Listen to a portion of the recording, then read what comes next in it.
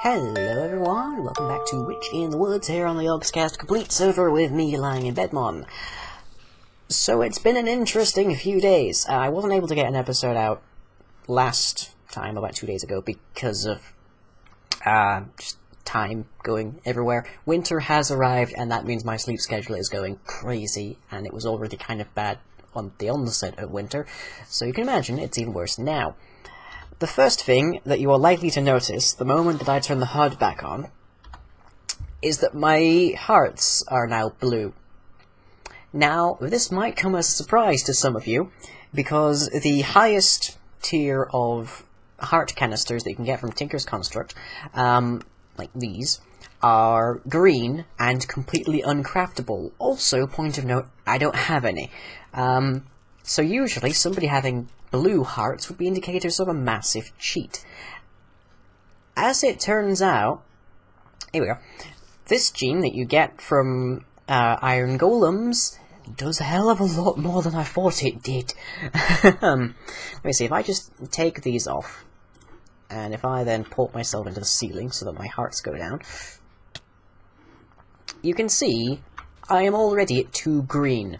And that's with no heart canisters whatsoever. This has nothing on it. I can take it off. I'm still at 2 green. So if I then put these on, I go all the way up to full blue hearts. Which is pretty impressive, I should say. That's actually, I think that might actually be quite a bit more health than Dave has. And, you know, I'm immortal, but anything I can do to take the strain off of my actual, like, death puppets, all the better, I think. So yeah, I can't look at myself to see how much health I have, but I think it might be in the region of either 60 or maybe 100. I don't know. I think 60 is if you have full green. I'm not 100%. As I say, I haven't had the opportunity of having someone stare at me with way less, so I don't know how much health I have, except that it's a lot. Okay, so well, we've got a pretty loaded ballot here. So first, Witch Eye Ravens. So I had my idea last time. So the spatial container is now full. This thing is actually running off of its own separate, tiny little system. So if I get rid of here, and then we have this one controller down here being powered, and it is only connected to the spatial stuff, more or less. I was originally using these energy cells, and I cleared out a whole ton of space, which we can see down here, and it turns out that even then I didn't have really enough power to be running this small, relatively, spatial container. So I switched over to these backup batteries. These are from Extra Cells. I am not going to right-click on them because they're kind of buggy, and they have a free state texture, which does not necessarily reflect their actual state. So yeah, they're kind of buggy, but they have a much bigger supply. They have much bigger storage. And they also have a redstone control, but that's a whole other issue, really. So now, between those and these, we can store 161, probably climbing at this point, million AE. And this thing only takes about 68,000 to actually use, so we can use it a few times. A slight problem, it will then basically tank our power supply for quite a while. But, you know, the more use we can get out of this, the better, because we're going to need to use it fairly soon. And I've already got a little bit of decor going on here. But anyways, I went through the Twilight Forest, and I managed to find a few things. The first of which being the Forest Raven, which is what we need to make our Witch Eye Ravens. And the second of which will probably only make sense to those of you who watched my very last couple of Chaosville episodes. I have a blue tiny bird. Now, I don't know what I'm going to do with this guy. He has 1 health, which means I'm not entirely convinced he'll survive me taking a blood sample. But he's there, just in case I wanted to use him. I also got a maze slime, a forest bunny, a wolf. I think I might have had a squirrel. I feel like I grabbed a squirrel at some point. I can't remember where it's gone. I also have maze slime. So maze slimes are an interesting thing. Let's see, if I just stick one in here and switch that to on, and step out so this thing can work. I managed to get the wiring so that it still works in here, so this mob counter is still able to reach over into there. I might have to put like a lever on there just in case, because as soon as I switch this like into another dimension, it's going to have this big issue that well, it's going to set the mob spawner from working again, and that's not great. Okay, perfect. We've got exactly what I wanted. So, turn that off. Grab that. Go away. Thank you. So this is a Charm of Keeping 1. Now you can combine these together. So 4 Charms of Keeping 1 make a Charm of Keeping 2, 4 2 make a 3, that's as high as it goes to the best of my knowledge. And basically, these save items. So a Charm of Keeping 1, I think, keeps your hotbar, or possibly your armor, one of the two. Charm of Keeping 2 keeps both armor and hotbar, Charm of Keeping 3 keeps your entire inventory, in the event of death. So I now theoretically have the capacity to just farm those, which is really nice. Not a huge issue, I've got the Enderman kind of thing already, but, you know, all the more, like, redundancy in our system. But anyways, let's get out our Forest Raven, and take a blood sample from it. So we just want the one, we don't need to worry about the exact copy. This should not take very long. And slightly wish I had some kind of reading on this thing out here. Come on. Here, Raven, you're Raven, Raven. Come on, be so totally Raven. There you are. You actually spawned kind of outside of the range. Okay, so there's our Forest Raven. I need your blood, which will also tell us if the tiny bird would survive. Yeah, they would just survive. So, Forest Raven, we no longer need your help. Thank you. Go away. So we now have Syringe of Mob Blood. So we'll stick that through our centrifuge, which is still speedy, thankfully. They're also ridiculously efficient on power. You can see there's no power supply actually connected to this, but that didn't even use a single thing. And now we need to actually get a few of these genes going. So I've been trying to figure out how to automate this, and more or less this seems to be the best way I can think of. So I've got a filing cabinet up here. I can just pick up the one I've got over here for, like, basic genes. So this is just full of a whole ton of basic genes in there, and just put that where that one is, and the hopper is able to pull out of the filing cabinet, so we'll just take all the basic genes, shove them in here, and they'll gradually tick over. So the ones I've picked out, I actually want to grab one more from our system over here, because I've still got a pretty nice little archive. So, do I have a resistance? I have 1 resistance. You get that from zombies. That's not too hard to come by, thankfully. But that's where I get my resistance too, that lowers the damage I'm taking to most things. Okay, so, let me see. More hearts, so they have more health. Water breathing, they can't drown. Swim in lava, they're immune to fire. Speed, they move around a little faster, which might help them keep out of danger, I guess.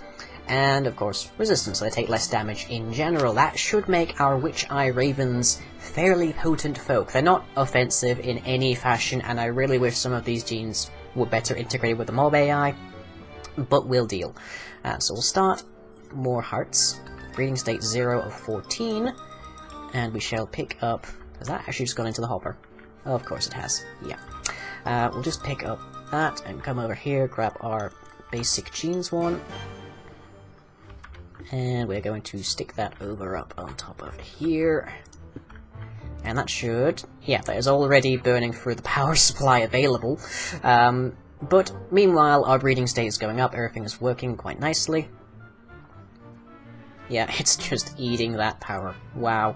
Actually, it's regenerating, which is interesting, because I know this thing's powered. But yeah, that will get us all of the hearts we need, to all of the, like, genes that we need to give to this syringe, and then we can get our Witch-Eye Ravens up and running, and we can go and discrete them into certain locations and bases so that I can keep an eye on things, much as Odin would have with Hugin and Mugen. So next up, decor plans.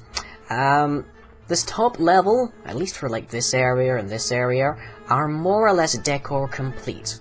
The bottom level, with the farming, I feel like this central area is closest to complete, but I kind of want to rework it a bit, make it look a bit more uniform, because the chisel textures don't quite mesh with the vanilla textures and all sorts. And the middle 2 levels have barely been touched at all. I kind of really want to get away with, get rid of this marble. My plan is that the bottom level will be this sort of broken down, abandoned, ruin kind of like aesthetic, and the top here will be this sort of otherworldly, witchy look that's reminiscent, indeed, of our original well back in the end of Chaosville. Haven't quite worked out how I'm going to blend them between the levels just yet. I need to do some experimenting with that. I need to do some working with that. I might spend like the next episode or 2 or 3 working on the decor around here. That'd be really nice. But I want to start getting this place looking proper and prim and like ship-shape, Bristol fashion, all that. Next is our auto tag lock system. So here we have my encryptable cell. Just open that up so I can stick that in here. And if I type in taglock, I have 334 taglocks of me. Dangerous to have around that. I also have 23 from C of H. Now some of you suggested that I should put a taglock system, like an autonomous activator, underneath my bed. Now, in single player, that works after you've slept in it once. At least once. It doesn't work in multiplayer. That's where I've got the 23 taglocks of C of H. Every single taglock, and I slept in it a few times just to make sure, came up with that taglock. So you can't use this in multiplayer. A pity, because that would make things really, like, nice and tidy and stuff. But on the bright side, it means I don't need to keep a bed around just to, like, have my taglock system work. But then, how am I going to work the taglocks? Well, the answer is that I'm going to have to keep some kind of large volume of them available. And I did work out how to do that. So here we have, at last, my Blood Rose system. If I break through here, then you guys should be able to see what's happening. So we have some interfaces back here that are constantly exporting taglock kits. And then, down here, we have item translocators that are keeping a set volume. I think it's, it's 8 taglocks in each autonomous activator. And then on the back we have servo item ducts that are pulling out anything that isn't just a blank taglock. And that's putting that into our ME system where it goes immediately into the drive. We also have on top of it entity detectors from random things. These are keyed to a very small radius and also specifically players. And then on top of this I just have a storage monitor showing me how many I happen to have available. So I can sort of stop by here, stand inside the Blood Roses. So if I stand about here, I'll get both of them. And we're just getting a whole ton of them. That's a slight problem with the skyblocks, but oh well. I'm just getting a whole ton of taglocks added straight into my system. And because of there is a slight potential downside. You can see this one has a bit more blood. Yeah, that's good. I made the range on this a little bit outside of the Blood Roses so I can stand there to clear any potential taglocks that might still be left, because this is based on distance, and therefore occasionally I will leave the area of the detector before the autonomous activator has actually managed to get through the taglock. Bit of safety there, just so that if anyone happens upon this system while I'm offline, whilst the storage is like cleared, they can't just like reach into the activator, grab a taglock, and get my taglock. Not quite so easy. Not going to make it so easy on anyone that wants to dare mess with the Witch of the Woods. I need to talk to Winston. I think we should have enough time for this. So, people probably don't remember Winston. I need to go and see if I still actually have the ingredients for this. Winston is one of the bosses I need to talk to. Banishing... Summoning! There we go. Requires a villager. Can I do something about the villager? Attune stones. Blaze rod, ender pearl, refined evil. I can do that. That's easy. In fact, I think I have a system here just to craft attune stones. Okay, 2 attune stones, please. System. Yeah, I finally got the ME network hooked up here. Specifically, it's only in this room. I need to expand it, really. It needs to go into different places as well. That's just... yeah, need to remember that exists. I'm actually kind of low on a bunch of different witchery ingredients, believe it or not. Also, what circle type do I need for this? Oh, balls, I need red. Red, the infernal circle is being a pain. Let me just see, infernal chalk. Just to show you what I mean. Infernal chalk requires ember moss. And for whatever reason, I'm having a lot of trouble getting my ember moss to actually grow. So let me see, if I come through here, that's mandrake, leave that well enough alone, and hop myself over there. I had some ember moss around here, but it just wasn't growing at all. Like, I think I have a grand total of 6 pieces, and they just stopped growing. And the same happened over here, where I had some glintweed, and that just wasn't spreading either, and I've tried putting them in darkness, I've tried doing all sorts of things, and they just don't want to grow.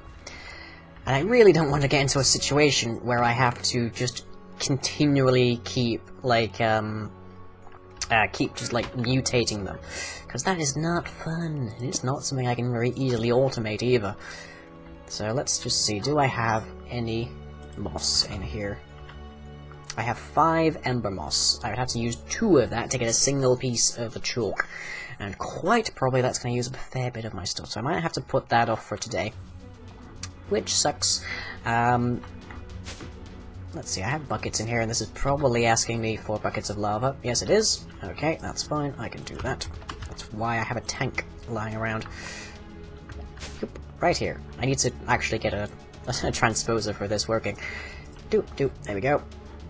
And what's more, I can just stick it over here. Yeah, tied it up a little bit with some spare nether brick facades. Need to do some more. I tested out, and I managed to confirm that this system is able to automate making brews. You just need to keep a stack of bottles inside of it, you need to keep it supplied with water, and you need to give it all of the ingredients and then suck them out. It will do that perfectly well. There is a problem, there is a limitation to this system, however. Which is, if you try and do them sequentially, if you try and order up more than one of a given, like, batch, the system breaks. It messes up. I don't know what happens. It might be shoving too many of one ingredient into the kettle at a given time, but it just stops working. So you can only order it one at a time. So I'm hesitant, naturally, to put anything that comes out of a kettle onto an actual interface. But I might put, like, redstone soup on this one, make a few more, to make things like Groove the Brave. Groove the Brave. Wow, that is like the biggest misspelling I've said ages. Brew of the Grave. I might try and get that going. Let me see, we should have a tombstones in here now. Yes, we do. 2 of them. Good. How is our gene going up here? Is that finished? It has indeed finished. Ooh, and now we've got a basic gene being plugged together. Let's go with the swim in lava. And I'll shove this basic gene back in here. Okay, so yeah, you get a ton of it's very easy, you just hold right click with the scrape and you get a ton of skin cells, which means you end up getting a lot of basic genes. So that makes that very easy. So, more hearts into our raven friends, please. Oop, in here. I wish I could automate more of this, but I can't, it's a bit of a pain. But anyways, yeah, I guess we'll talk to Winston next time. So, homework. You guys have had a bit of more time than I originally entailed for your homework, which was Coherence. Coherence is a really good film. It is very intimately shot. I mean, if you think of this well as being, like, the setting of Coherence, it's very small, it's very... like, you have a set number of rooms, you have a set number of people, and it's a fairly large number of people, and you're very usually up close to them. You don't get very far from them. There aren't many long shots. It's very intimate, is the way that that's described. And you have this plot that is perfectly constructed. You have this narrative issue, that is the fact that reality has become unlinked on a quantum level at the beginning of the night, specifically the beginning, and the mechanics are in place from the very start. People just don't realize it. So your characters are over time realizing that the mechanics are more and more different than they originally believed. Before, they just thought that there was a power outage, like their electronics had broken before anyways. And then they found out that there was other people, so they figured, okay, maybe there's just a neighborhood of houses of us. And then they found out the black zone in between the houses was a cosmic roulette wheel. So they have never returned to the place they left.